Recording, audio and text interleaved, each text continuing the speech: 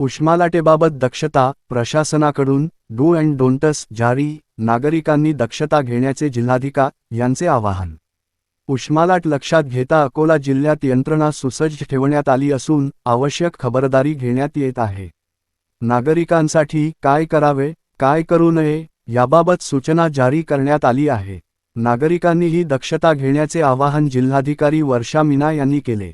उष्माघात उपाययोजना करण्याचे अनुषंगाने जिल्हाधिकारी कार्यालयात मार्च 13 व एप्रिल 15 रोजी सर्व यंत्रणांची आढावा सभा घेऊन निर्देश देण्यात आले आहेत। उष्मालाट नियंत्रणाच्या अनुषंगाने आयुक्त महानगरपालिका यांच्या नियंत्रणात महानगरपालिका स्तरावर सर्व मुख्याधिकारी यांच्या अध्यक्षतेत नगरपालिका क्षेत्रामध्ये व सर्व तालुका गटविकास अधिकारी यांच्या अध्यक्षतेत ग्रामस्तरावर समित्या गठीत करण्यात आल्या आहेत। याबाबतचे आदेश निर्गमित करण्यात आले आहेत। महानगरपालिका क्षेत्रातील खासगी शाळा शिकवणी वर्ग या ठिकाणी उष्मा लाटेच्या अनुषंगाने उपायुक्त यांनी भेटी द्याव्यात व आवश्यक सुविधाची तपासणी करावी असे निर्देश देण्यात आले आहेत। आरोग्य विभागातील तयारीच्या अनुषंगाने वैद्यकीय अधिकारी व पॅरामेडिकल स्टाफ यांचे उष्माघात उपाययोजनेबाबत प्रशिक्षण फेब्रुवारी व मार्चमध्ये पूर्ण करण्यात आले आहे। शासकीय वैद्यकीय महाविद्यालय येथे आवश्यक खाटा औषधसाठा उपलब्ध आहे। तसेच वैद्यकीय अधिकारी कर्मचारी पूर्ण वेळ उपस्थित आहेत। जिल्ह्यातील सर्व प्राथमिक केंद्रे ग्रामीण रुग्णालये उपजिल्हा रुग्णालय मूर्तिजापूर येथे तसेच जिल्हा स्त्री रुग्णालय अकोला येथे उष्माघाताच्या अनुषंगाने शीतकक्षाची स्थापना करण्यात आली आहे। सर्व प्राथमिक केंद्रे ग्रामीण रुग्णालये उपजिल्हा रुग्णालय जिल्हा स्त्री रुग्णालय शासकीय वैद्यकीय महाविद्यालय येथे 137 खाटा उष्माघात रुग्णांकरिता राखीव ठेवण्यात आले आहेत। सर्व आरोग्य रुग्णालयामध्ये उष्माघाताचे अनुषंगाने IV फ्लुइड्स आईसपॅक ORS व इतर अनुषंगिक औषधे पुरेशा प्रमाणात उपलब्ध आहेत असे त्यांनी सांगितले। विविध कामगार आस्थापनामध्ये या कालावधीमध्ये पिण्याच्या पाण्याची व्यवस्था आवश्यकतेनुसार कामाच्या वेळेत बदल व त्यानुसार नियोजन करण्याबाबत निर्देश देण्यात आले आहेत। नागरिकांनी दक्षता बाळगून दुपारी 12.0 ते 4.0 या कालावधीत उन्हात बाहेर जाणे टाळावे। तापमान अधिक असल्यास शारीरिक श्रमाची कामे टाळावीत। उन्हात वाहने शक्यतो चालवू नये। ज्वलनशील पदार्थापासून शक्यतो दूर राहावे।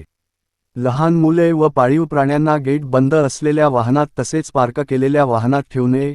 आरोग्य विभागाच्या सूचनेनुसार अशक्तपणा स्थूलपणा डोकेदुखी सतत येणारा घाम इत्यादी उन्हाचा झटका बसण्याची चिन्हे ओळखावीत व चक्कर येत असल्यास तात्काळ डॉक्टरांचा सल्ला घेण्यात यावा अशा सूचना जिल्हाधिकारी यांनी केल्या आहेत। वर्षा मीना जिल्हाधिकारी अकोला सगळे अकोलाच्या नागरिकांसोबत आता बोलत आहे। आपल्या जिल्ह्यामध्ये आपल्याला सगळ्यांना माहित आहे की आता ताप मध्ये खूप वाढ झालेली आहे।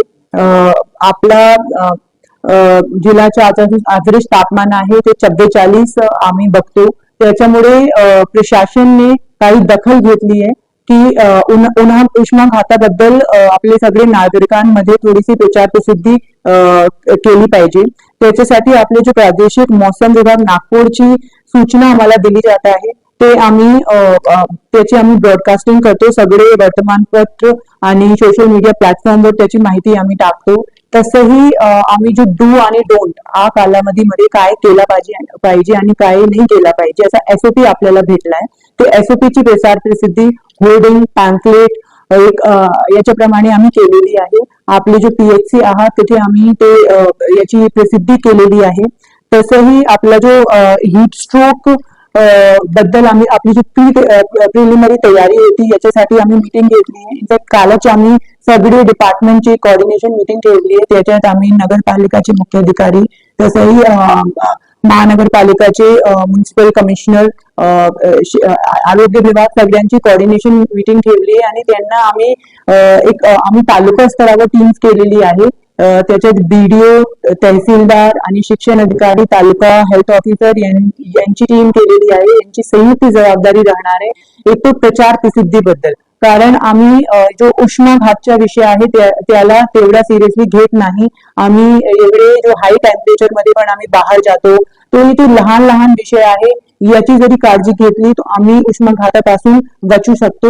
याच्याबद्दल आपली जी प्रशासनाची तयारी आहे त्याच्याबद्दल थोडंसं सांगते। आम्ही सगळे जे PHCs आहात रुरल हॉस्पिटल आहात सब सेंटर्स आहात तिथे स्पेशल बेडची तयारी केलेली आहे। 135 बेड आम्ही उष्माघाता रुग्णासाठी राखीव ठेवले आहे. तसंही सूचना अशी दिली गेली आहे की जो आपली कोचिंग क्लासेस आहे किंवा जे ठिकाणी खाजगी शाळा आता जे चालू आहे तिथे पण मुलांसाठी व्यवस्थित कूलिंगच्या तयारी आहे किंवा नाही, पाण्याची तयारी आहे किंवा नाही. तसंही महानगरपालिकाने शेड्स लावलेले आहे, पिण्याची व्यवस्था, पाण्याची व्यवस्था पब्लिक प्लेसेसवर केलेली आहे, शीत कक्षाची स्थापना केलेली आहे.